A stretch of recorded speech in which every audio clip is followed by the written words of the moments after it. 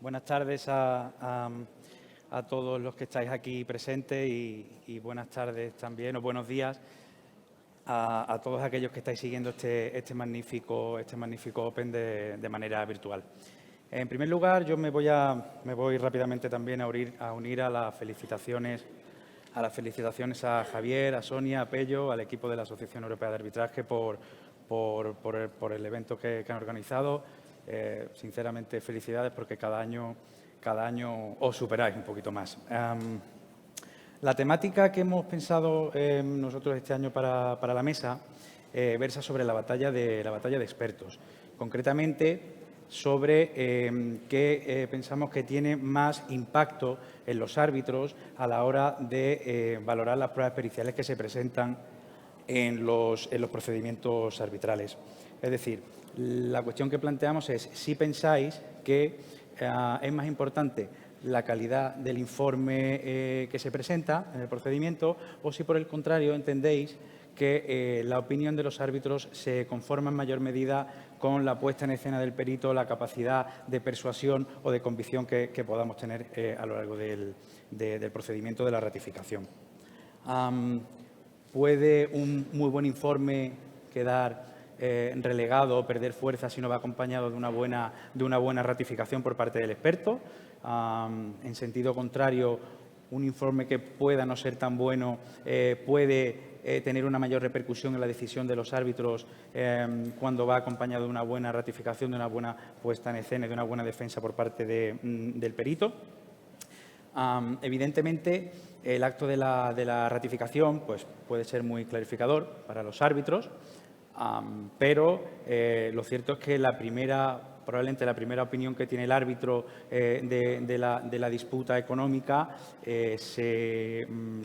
surge de la depuración de esos criterios, de esa disputa económica, cuando se está leyendo o estudiando esos informes. Por lo tanto, es el informe en sí probablemente el primer acercamiento que tiene el árbitro y la primera opinión que se forma el árbitro. Esa primera opinión pues, probablemente sea muy importante, ¿no? En definitiva, informe versus ratificación versus informe, y es sobre la cuestión que hemos querido centrar un poco los siguientes minutos de debate y conocer la opinión de los miembros de la mesa que paso brevemente a presentar, aunque se han presentado brevemente, no hace mucha falta. Guillermina Ester, socia de litigación y arbitraje de Pérez Llorca, cuenta con una experiencia de más de 20 años de experiencia pues, en litigación y arbitraje.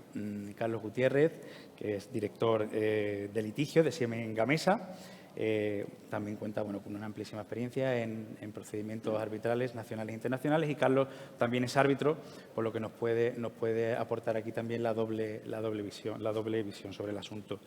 Y finalmente, pero no menos importante, Fernando Jiménez Alvear, es asociado senior del Departamento de Litigios y Arbitraje de Clifford Chance.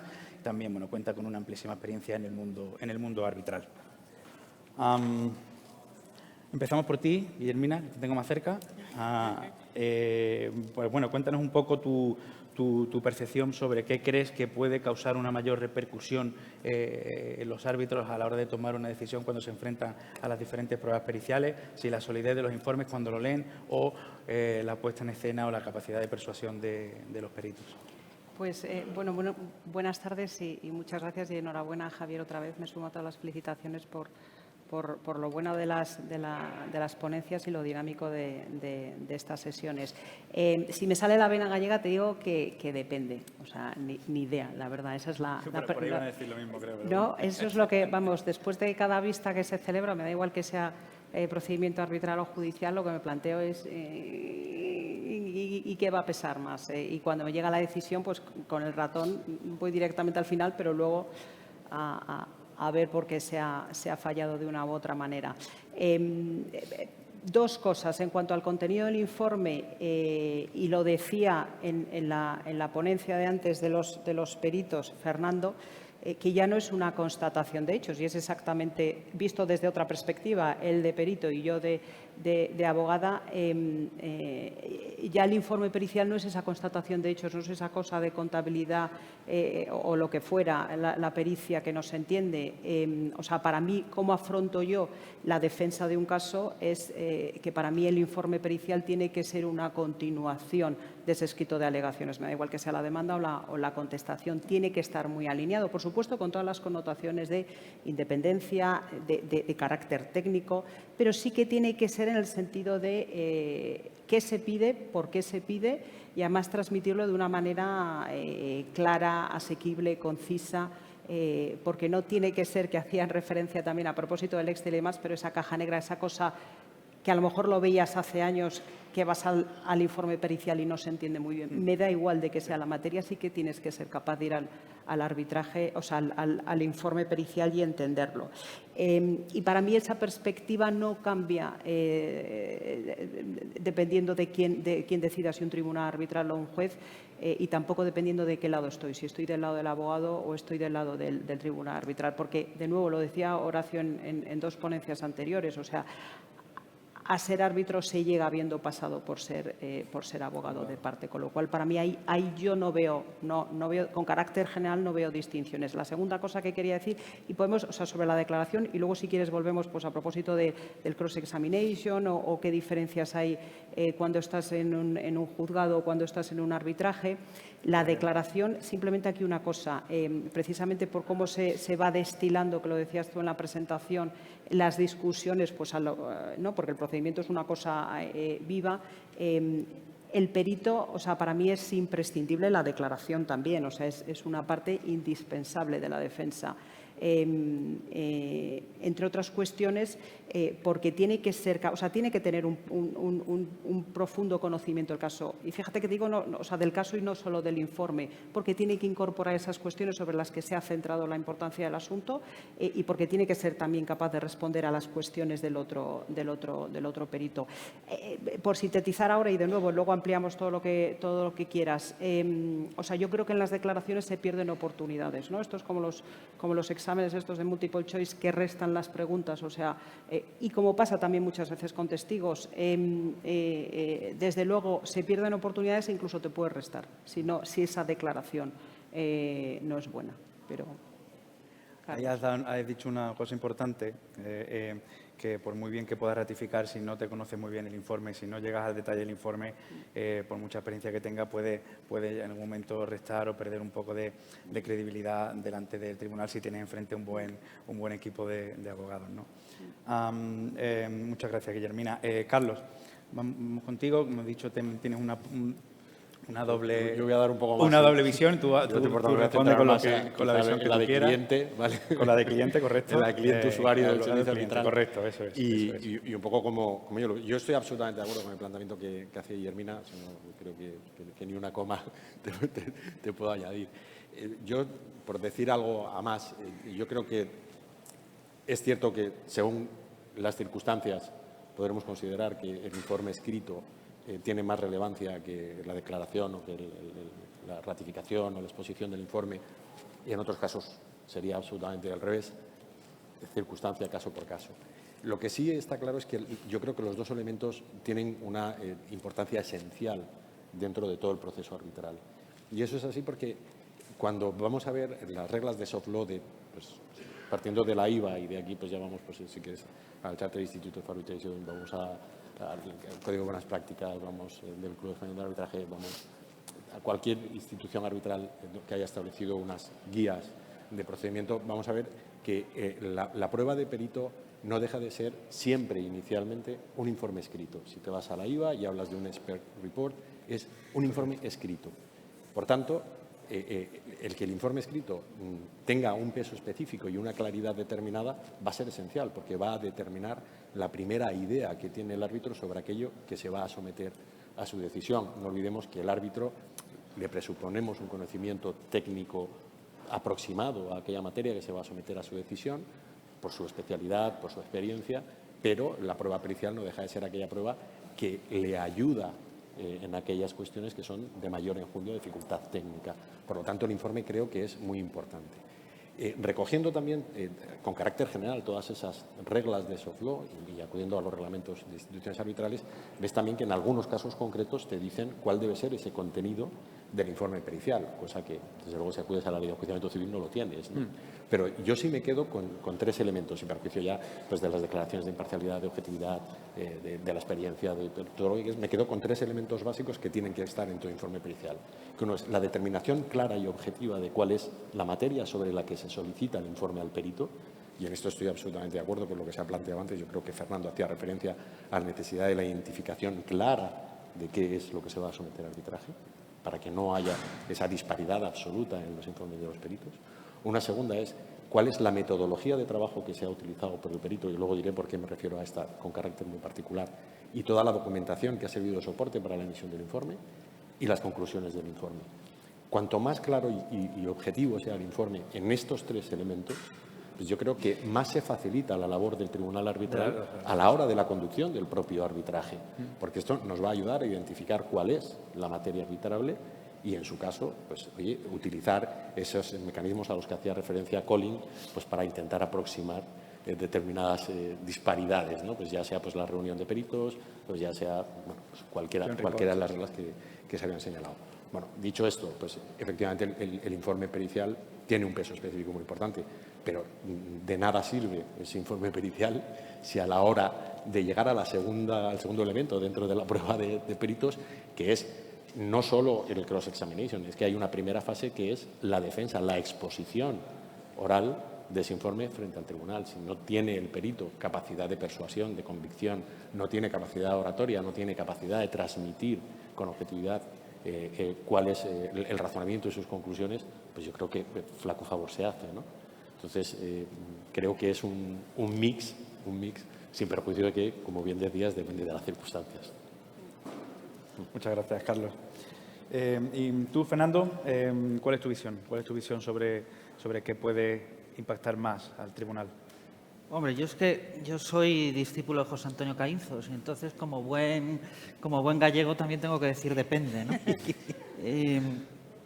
No, ahora en serio, depende de múltiples variables, porque aquí estamos todos pensando en el típico informe de Quantum, pues de lo que hacéis los que estáis patrocinando este evento, pero es que hay informes periciales de naturaleza muchísimo más diversa que los meros informes cuantitativos, números, ¿no? Sí. O económicos. Entonces, depende muchísimo.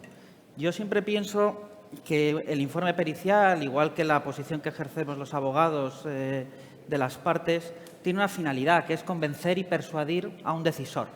Y tú nunca sabes cuál es ese elemento que va a hacer clic en el árbitro o que va a hacer clic en el juez.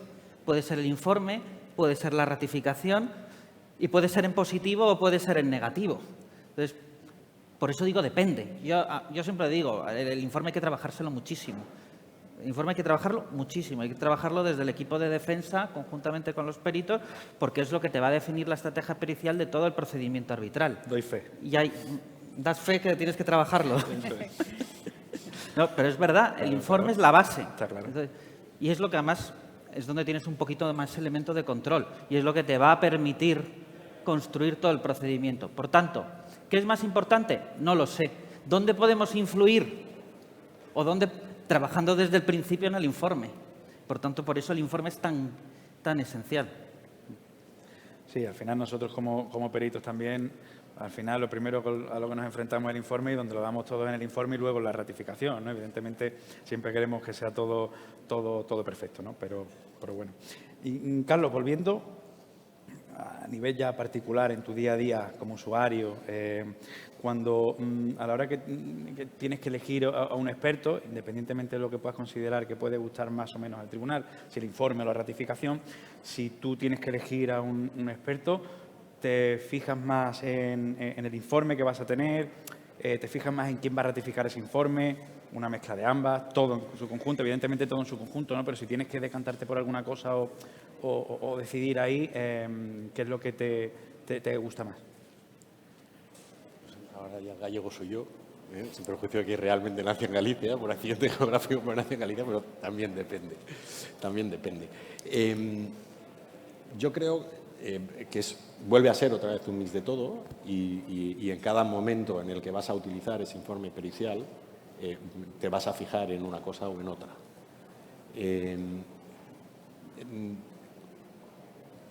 Tú vas a acudir a un informe pericial como usuario cuando tienes la disputa en ciernes, o sea, cuando ya estás viendo que vas a llegar a una situación litigiosa, vas a terminar en una contienda arbitral.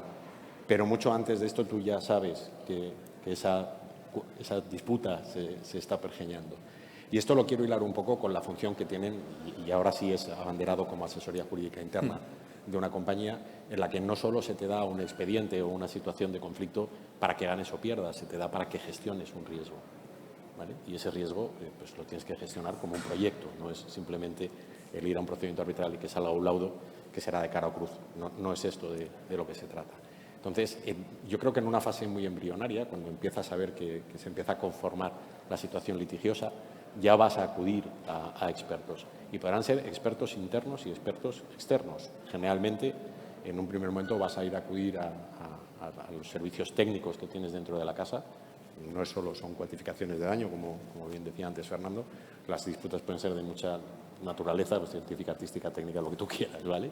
Pero al final tienes unos equipos técnicos dentro de la casa que te van ayudando a definir cuál va a ser el objeto de esa futura disputa, y luego necesariamente lo vas a tener que contrastar con un perito externo, pues por aquello de la objetividad, de la imparcialidad, porque cuando llevas un perito interno, por muy perito que sea, pues no deja de ser una alegación de parte, ¿no?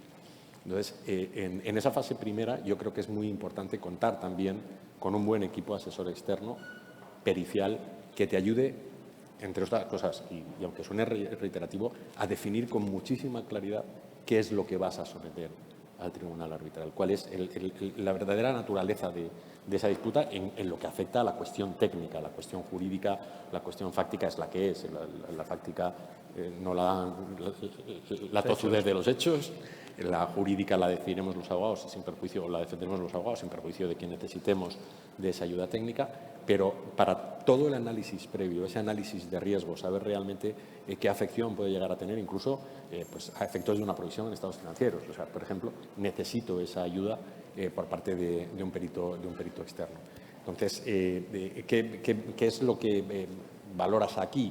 Pues en este caso yo creo que lo que valoras es la objetividad y la colaboración que tienes, pero sin perder su neutralidad. Antes bien decía Fernando, si no puedo sostener técnicamente, pericialmente, objetivamente, desde el punto de vista del arte, una determinada cuestión, pues no puedo seguir adelante, me tengo que apartar. Entonces, eso es algo que valoro de manera esencial.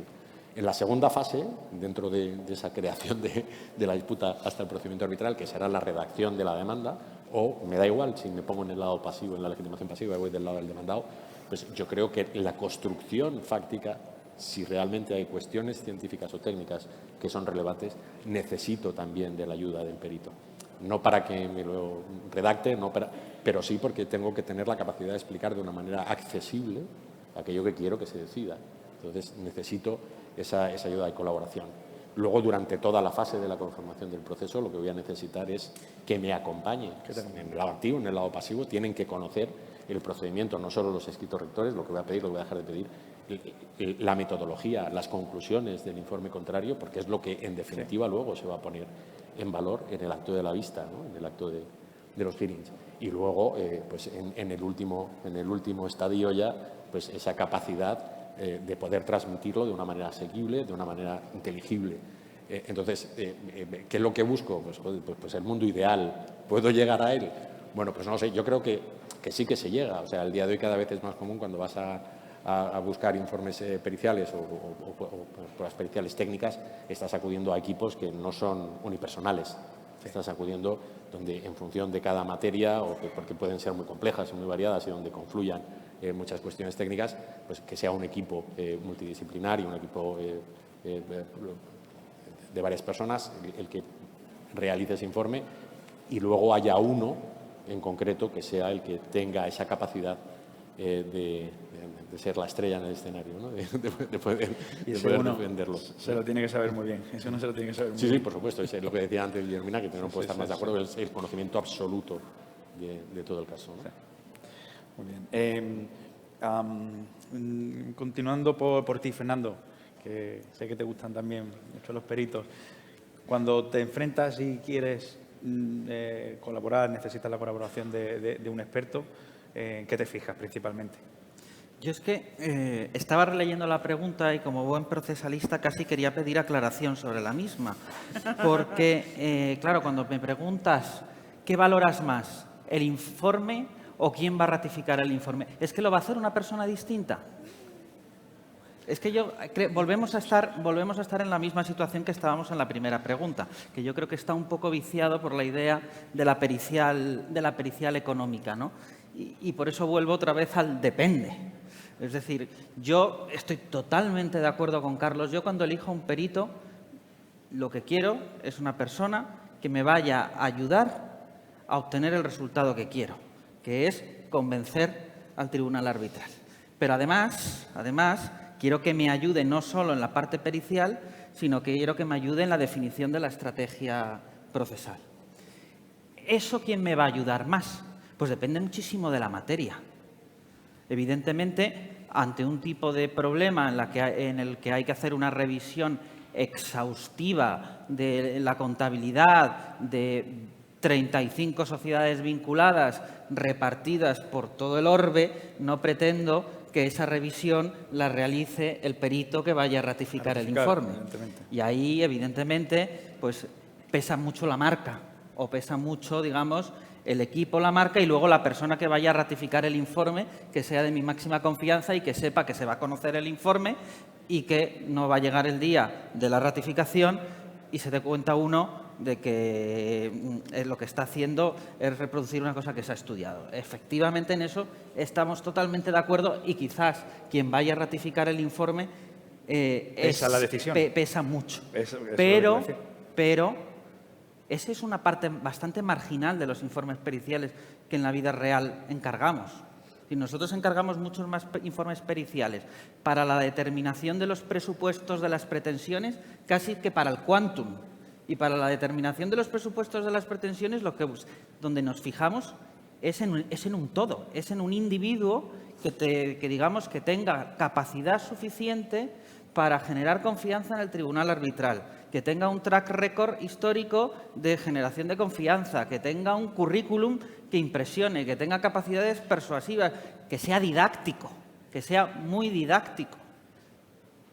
Y todo ese conjunto de cosas se valora caso a caso, porque no es lo mismo valorar un tema financiero que valorar un tema puramente contable, aunque la gente hable de contabilidad y finanzas, pero es que a lo mejor no es lo mismo. Entonces, no siempre el mismo perito te sirve para todo. Entonces, es una analítica muy casuística. Pero por tu respuesta, creo que la balanza se inclina más a quién genera esa confianza, a quién crees que puede convencer en mayor medida al tribunal. Pero ¿a quién me ayuda también a mí más? Claro, evidentemente tú necesitas durante todo el proceso antes de la ratificación pues que te ayuden y tener un buen informe. Es verdad que pues a lo mejor el buen informe, pues con la cantidad de firmas solventes que somos y demás, se presupone, o bueno, quizás y quizás la ratificación no tanto, pero por tu respuesta sí que veo un poco que quien va a ratificar ese informe tiene que ser una persona de tu confianza. Tiene que ser una persona de tu confianza. Es que para mí tiene que ser una persona de mi confianza quien vaya a hacer todo. Quien vaya a hacer todo, ya. Yo lo siento. Es decir, no doy un cheque en blanco y luego aparece ahí el que ratifica, a ver qué pasa, ¿no? Que es el actor y contrato al actor para ratificar el informe. No, es todo. Muy bien. Guillermina, en tu caso. Pues mira, con lo que ha empezado Fernando, joder, qué suerte tienes si no te ha pasado nunca tener un perito que no ha hecho el informe y que no se lo conoce. Por supuesto, no es ninguno de los presentes, pero a mí me ha pasado. Con lo cual, yo eso ya, aunque parezca obvio, no lo doy. Vamos, lo valoro como, joder, qué bien, qué suerte tengo. Eso uno, o sea, que sí, o sea, ya puedes tener de la declaración, empezando por la declaración, es que ya puedes tener un informe para marcarlo si no tienes a alguien que te lo cuente bien y lo que decía Fernando, de manera didáctica, que ya sé que parece una cosa muy obvia, pero que a mí no me lo parece. O sea, que desde luego que declare bien solo faltaba. En el sentido ese de didáctico, claro, conciso, que transmita. Es que los temas son muy complejos. O sea, y por eso tiene que estar todo muy alineado. Es por qué se pide, cómo se pide, qué se pide. Por supuesto, lo que decía es gastas más tiempo con los peritos en determinar esas pretensiones que luego, si quieres, en el informe en destilar qué es lo que quieres decir y qué es lo que quieres transmitir al tribunal arbitral o al juez. Pero también con lo que decía Carlos, a mí, y esto me pasa ahora con 40 y pico y no me pasaba con 20, entiendo porque ya acumulas una experiencia, pero a mí me parece que el cliente sofisticado, desde mi perspectiva de picapleitos, o sea, el cliente sofisticado es aquel que te involucra mucho antes de que surja el conflicto, ¿vale? Incluso muchas veces te involucra a ti, a la de procesal, no al de mercantil, para que le ayudes a llegar a una solución negociada, que muchas veces no llega a juicio o arbitraje. O aunque al final llegue la disputa y llegue esa carta primero y luego esa demanda después, para mí el cliente sofisticado, de nuevo, es aquel que te embarca en la película, en el festival, 4 años antes, si quieres, de que surja la controversia, y también a los peritos. O sea, primero, como decía Carlos, a lo mejor una primera fase a la gente al departamento financiero de la empresa, pero antes o después le pides esa constatación objetiva y demás de, oye, no me estaré equivocando.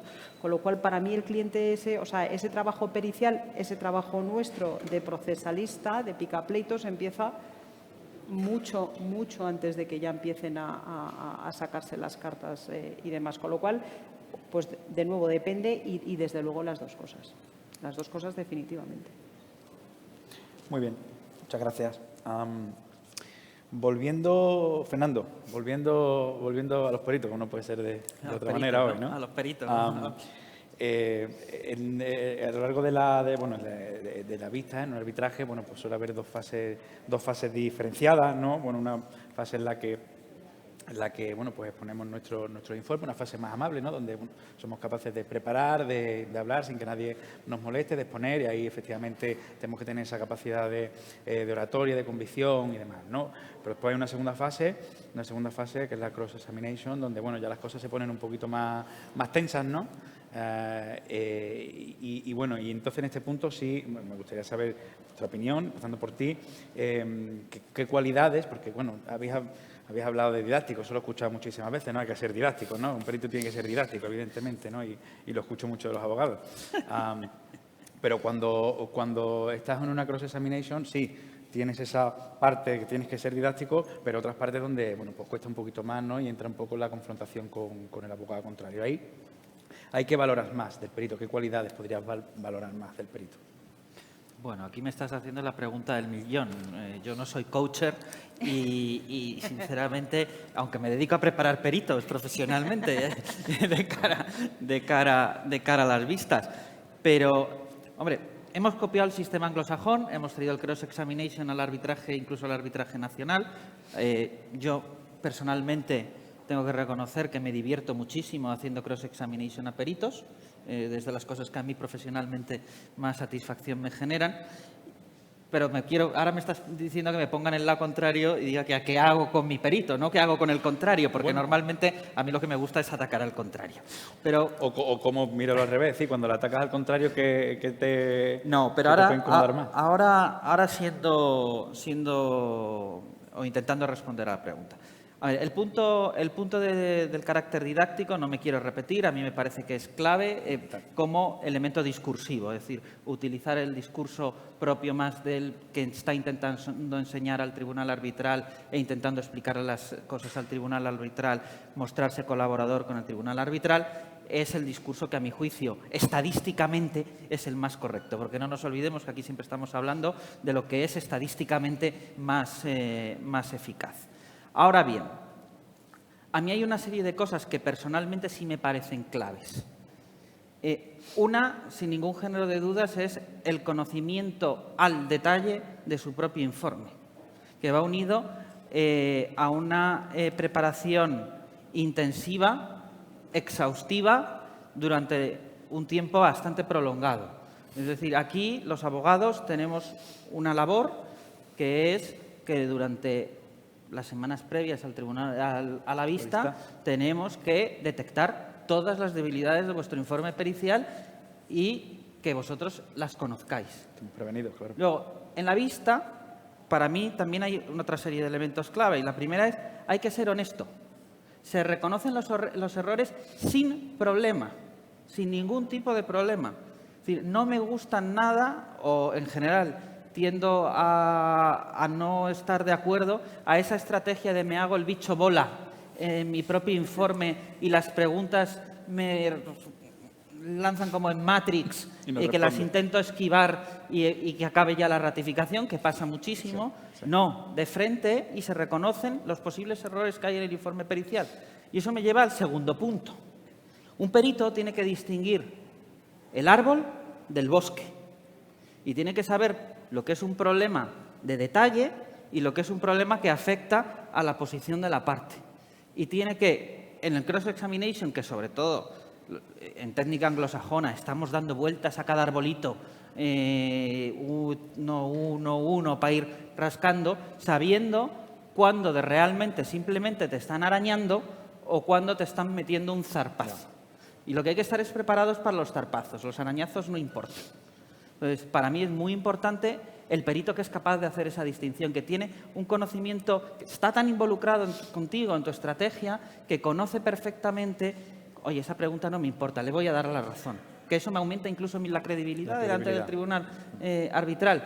Pero en la esencia, yo sigo siendo el que tiene la razón en el bosque. Y estoy totalmente de acuerdo que al final, dentro de todos los topics que se tocan dentro de la cross-examination de 2, 3 horas, lo que sea, es verdad que hay algunos que realmente no llegan a ningún lado y puedes estar ahí dando vueltas, y otros que son los realmente importantes, y ahí es donde tenemos que tener esa capacidad de saber qué duele y qué no duele. Por contar una anécdota, yo muchas veces estoy en la silla, escucho una pregunta del contrario y mi perito empieza a hablar y hablar y hablar y digo, ¿quieres decirle sí de una puñetera vez? ¿Quieres decirle sí? Que es evidente, que sí, que no pasa nada por contestar sí, no pasa nada, que sí, que el Real Madrid ha ganado 13 Champions por mucho que menos duela. Pues sí. No me estás de la llaga. Y todo eso te lo da evidentemente el estudiarte muy bien el informe, porque así consigues ser didáctico y consigues saber efectivamente dónde están los problemas y dónde no.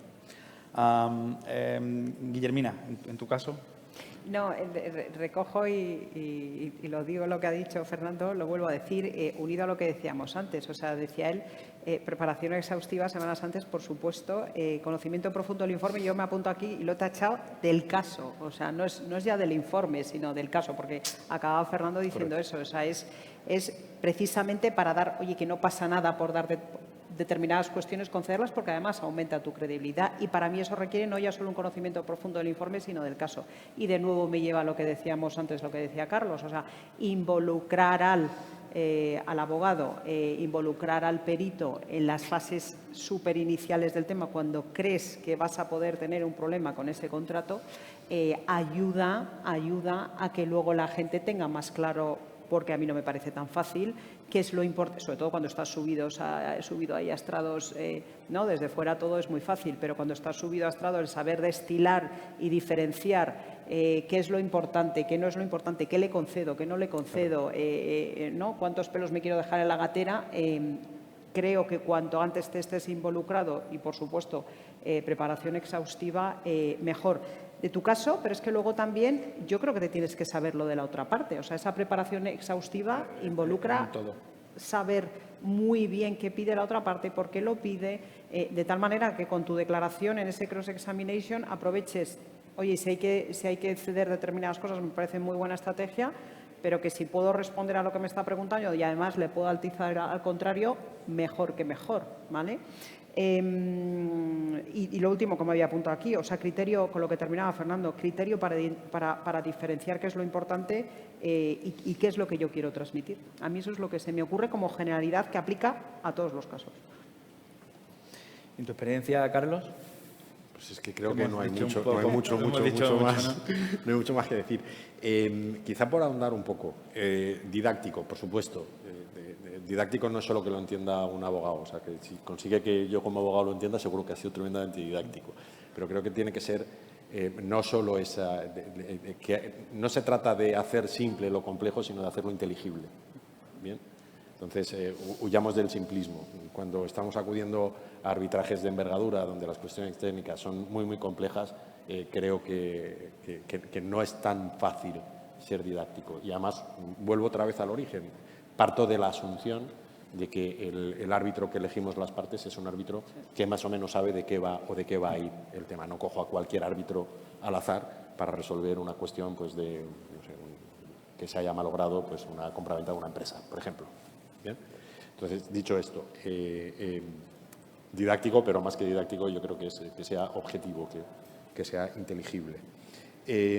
Yo creo que es muy importante que lo que decías, por credibilidad, absoluto, por supuesto, antes se ha puesto también de manifiesto en la mesa anterior, la credibilidad del perito. Es absolutamente esencial. Un perito que no la tiene de origen ya no puede serlo y que no la sostiene durante el procedimiento arbitral, mejor que apagues y que te vayas. Y esa credibilidad, desde luego, también te la da la experiencia, ¿no? Y eso va unido lo quiero hilar a un punto que tú habías dicho, que era la capacidad del perito de reconocer sus propios errores, incluso delante del tribunal en un cross-examination. Yo estoy absolutamente de acuerdo, eso es suma credibilidad y es signo de experiencia, signo de cintura y de saber defender tus propias convicciones, siempre y cuando yo le añadiría una cualidad adicional, que es que reconozcas ese error con la capacidad de explicar el por qué era un error y por qué ese error no afecta a tu pretensión o a tu pretensión del caso. Y eso pues, entra dentro de ese mundo de lo didáctico, ¿vale? Y luego, hombre, pues, que tenga capacidad oratoria, que sea ameno, o sea, por favor, no aburras a la audiencia, pues, esto es esencial. Pero bueno, son virtudes que vas pidiendo y vas sumando, pues, como la carta a los Reyes Magos. Me gustaría poner una, porque veo que vamos todavía con un poquito de tiempo, una sobre la que he reflexionado a raíz de una experiencia un poco no muy grata, no voy a decir que sea absolutamente ingrata, pero desde luego no fue una experiencia muy grata, y es la autoridad del perito. El perito es alguien a quien confiamos por sus conocimientos técnicos, por lo cual no puede ser alguien pusilánime frente a un tribunal. Y por mucho que presupongamos que el tribunal arbitral tiene conocimiento de la materia, no tiene por qué tener un mayor conocimiento que el del perito. Si fuese así, no necesitaría al perito como un asistente, que es una de sus funciones, y todos aceptamos como regla de base que el perito, aunque sea mi perito, es un asistente del tribunal para aclarar determinadas cuestiones. ¿Por qué digo lo de la autoridad? Se ha puesto aquí de manifiesto determinados mecanismos para intentar acercar posturas de peritos cuando hay dos posiciones muy distanciadas, ¿no? Yo tuve una experiencia en la que los peritos tenían una posición distanciada, el tribunal arbitral, dentro de la autoridad que se le concede, les invitó a tener una reunión de peritos, a hacer un documento conjunto donde se explicasen los puntos de acuerdo y los puntos de discrepancia y el porqué de los puntos de discrepancia. Y a raíz de los puntos de discrepancia, sin entrar a valorar la metodología de trabajo de cada uno de los peritos o por qué habían llegado a esas determinadas conclusiones, el tribunal solicitó algo pues, que Juan José ha puesto en manifiesto. Era, pues, que pregúntame o úsame y úsame. Y el tribunal usó y dijo, modifíqueme usted las tablas de Excel que ha hecho y ponga estas determinadas variables y además estructure usted de una manera dinámica para que yo pueda trabajar con ello como yo quiera. Y al final lo que nos encontramos fue con un laudo en el que yo creo que no se acercaba en nada a lo que había sostenido un perito ni a lo que había sostenido el otro perito. Lo que nos encontramos es que los árbitros utilizaron a los peritos para construir una herramienta de trabajo, pero no para aclarar un extremo técnico, ¿no? Yo creo que en aquel caso concreto, si los peritos hubiesen hecho uso de su autoridad como perito y hubiese requerido quizás es un término excesivamente fuerte frente a la autoridad que inviste y que tenemos que respetar del árbitro, pero si hubiese solicitado el árbitro una aclaración o una explicación de por qué esa modificación en el planteamiento y el perito hubiese mantenido su metodología, hubiese explicado su metodología más que su conclusión, y luego ya iremos a por qué llego a esa conclusión definitiva, si hubiese mantenido esa metodología en su trabajo y pues a lo mejor la solución hubiese sido otra. No lo sé, no lo sé. Quizá no, quizá la solución del tribunal arbitral hubiese sido la misma. Pero sí te deja un poco ese sinsabor de el perito no es alguien que venga simplemente a contar pues cómo funciona una cuestión eléctrica o una cuestión mecánica o si una valoración de un balance se debe hacer de una manera o de otra, ¿no? O sea, creo que es algo más, ¿no? Entonces, quizá sí quería poner ese valor encima de la mesa y bueno, simplemente como una reflexión. Yo en mi experiencia no es raro encontrarnos con que el tribunal nos diga a ambos peritos que hemos intervenido en el caso y lo conocemos perfectamente qué es lo que quieren una vez que llegan a sus conclusiones, y en muchas ocasiones hemos montado esas herramientas, pero es verdad que se montan de manera que solamente hay que elegir entre una variable u otra o entre varias variables, sí o no, y a partir de ahí ya la herramienta te da cuál es el daño en función de las conclusiones a las que llega el tribunal, ¿no? Sin que se toque absolutamente nada. Y como decía Fernando, bueno, es una caja negra, entender esos Excel pues a veces es difícil, ¿no? Pero si ambos peritos estamos de acuerdo y los hemos examinado y estamos conformes con lo que hay, es decir, es difícil que el tribunal o alguien que no esté habituado pueda entender lo que hay detrás de esa herramienta, ¿no? Bueno, nos quedan 7 u 8 minutos, ¿no? Yo creo que un par de minutos cada uno podemos dejar la última pregunta, que no sé si dará más o menos juego que las anteriores. Y es, Guillermina, empezamos por ti en esta pregunta, es si veis diferencias en los arbitrajes en justicia ordinaria, es decir, si veis diferencia, si ese informe o esa ratificación puede tener más o menos peso si nos vamos a justicia ordinaria, si veis alguna diferencia, que entiendo que la veréis, y cuál es vuestra opinión. Pues mira, sí, después de todos estos años ¿no? que acumulas vistas en juicios y en arbitrajes, me apuntaba 2 cosas. Una, en cuanto a carga de trabajo, o sea, yo sí que lo veo en los juzgados, en Madrid, que es donde principalmente me toca pleitear, pero bueno, en aquellos partidos que los juzgados tengan muchos asuntos, que es bueno, pues que tienen una capacidad limitada, el juez tiene una capacidad limitada de dedicarle todo el tiempo que tú quieres o tú crees que es razonable dedicarle al asunto, o dicho de otra manera, es que los otros temas son igual de importantes que el tuyo para el juez y puede ser un desahucio o cualquier cosa, ¿vale? Con lo cual, esa es una diferencia frente al arbitraje. Entonces, por ejemplo, por no hablar solo de periciales económicas, en temas de ingeniería, técnicos en el sentido de no económicos, de construcción, yo creo que, vamos, yo como me planteo la defensa, ese informe es igual, o sea, todo lo exhaustivo y necesario que necesite la defensa del caso, pero luego esa defensa, esa ratificación del informe, pues no lo sé, no sé qué me va a dar el juez, no sé si me va a dar en una mañana, vamos a declarar todos, o me ha liberado la agenda y tenemos 4 días para vistas, ¿vale? Con lo cual es verdad que esa declaración pues tendré que ajustarla partiendo de no solo el tiempo asignado, que por supuesto, y que en un arbitraje puedes, va a ser más por definición, y luego también sabiendo que su señoría el tiempo que le va a dedicar a este tema puede ser más limitado que el que a lo mejor se le presupone a un árbitro. Dicho esto, ¿va a ser mejor un laudo arbitral frente a una sentencia? No, si lo acotamos a temas de construcción y de ingeniería, técnicos y demás, no. Hay sentencias muy buenas y laudos muy buenos, y hay sentencias muy malas en el sentido de que no ha analizado el problema técnico, que no se ha bajado a ver los informes, igual que laudos que por muchas páginas de antecedentes que tengan, luego es como ya, pero es que no me has hablado del caudal de la tubería. Y en cuanto a periciales económicas, yo sí que me he encontrado en jueces de primera instancia, sobre todo, y de nuevo, es que hay muchos, claro, que sí que me parece que a veces tienen dificultades para entender qué es un balance, qué es un activo y un pasivo, la cuenta de pérdidas y ganancias. O sea, y cuando voy a esto, y de nuevo, no es que el pericial tenga que ser un análisis de contabilidad, sino a lo que voy, entender en una empresa por dónde entra el dinero, cómo se gasta el dinero. Si vamos a un grupo de empresas, que lo decía antes Fernando, de 32 empresas por todo el mundo, oye, ¿cómo fluye el dinero hacia arriba y hacia abajo? ¿Cómo se lee, cómo se transmite eso y cómo se tiene que valorar, señoría? A mí eso me parece que a veces me he encontrado con jueces Que no han llegado a entenderlo. No, y entonces de nuevo en eso, una ratificación pericial.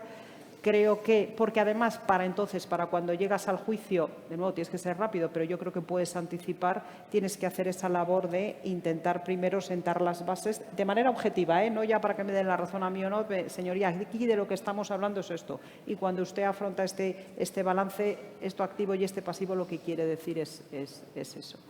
A mí me parece que esas pueden ser dos diferencias, pero de nuevo no necesariamente eso da lugar a que sean sentencias malas o peores, no, frente a un arbitraje. Carlos, ¿qué opinas tú? Yo creo que la pregunta, haciendo también uso de la facultad procesalista, que requiere aclaración o no, pero yo la voy a partir en dos muy rápido. Primero, que sí es distinto. Para mí creo que sí son dos bichos distintos, aunque estamos hablando del mismo animal. La prueba pericial o la prueba de experto en la jurisdicción ordinaria y en el arbitraje. En la jurisdicción, pero básicamente por una cuestión rituaria. En la jurisdicción ordinaria sabemos que los momentos de presentación son preclusivos, la capacidad de intervención del perito en el procedimiento arbitral es la que las partes piden, no hay esa capacidad ex oficio de hacerlo, salvo en determinadas circunstancias, no hay una posibilidad de hacer complementos respecto de los informes una vez que se han trasladado. No lo sé, creo que es distinto y eso pues te acota mucho más la puesta en escena de la práctica de la prueba en sí, de una parte, y de otra parte te obliga mucho a aquilatar esa estrategia procesal desde el primer momento. En el procedimiento arbitral es más dinámico, la presentación de los informes no se hace en el mismo momento, o sea, se puede hacer en un momento posterior, puede haber informes complementarios, puede haber una intervención, mayor interacción de las partes con los propios peritos y con el tribunal arbitral. Cambia, la escenografía cambia. ¿Eso tiene alguna trascendencia? Bueno, yo creo que si en cuestiones especialmente complejas creo que sí puede tenerla. Honestamente creo que sí. No, yo con esto no entro a hacer valoración alguna, por supuesto que no, de la bondad o calidad de una resolución judicial o de un laudo arbitral. No es esa mi intención, ni muchísimo menos. Pero sí es cierto que uno de los motivos por los que acudimos al arbitraje es precisamente por la especialización. Y si acudimos por la especialización es porque consideramos que quien tiene que resolver y quien tiene que poner esa carne en el asador pues son técnicos en esa materia. Y en ese sentido creo que la facilidad de desarrollo de la prueba y la facilidad de puesta en escena de la prueba pues es mayor en el caso del procedimiento arbitral del procedimiento judicial. Sin perjuicio, y rompo una lanza a favor de la jurisdicción, porque, insisto, no es hacer lo bueno o lo malo, sino poner de manifiesto lo que ves, es que probablemente la jurisdicción no pueda tener esa misma facilidad, sin perjuicio de las reglas procedimentales, que son más estrictas, precisamente por una cuestión que tú has puesto de manifiesto, que es tiempo y medios materiales. Estoy convencido que si los órganos jurisdiccionales tuviesen más tiempo y tuviesen mejores medios materiales, pues la puesta en escena de un procedimiento arbitral y de un procedimiento judicial no creo que fuera muy diferente. Muy bien. Fernando. A mí me ha salvado la campana. Solo Ya lo estaba viendo. Sí. 38, pero 38 responde lo que te has que pero responder. ¿puedo responder? Por supuesto.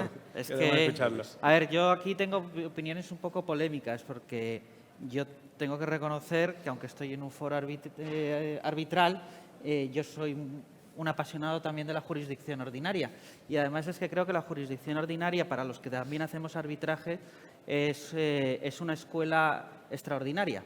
Porque si hay un defecto que creo que tenemos en la comunidad arbitral es que nos perdemos en los detalles de una forma extraordinaria. Y en cambio, para peritos y abogados, la jurisdicción nos permite centrarnos en lo importante, que volvía al famoso bosque.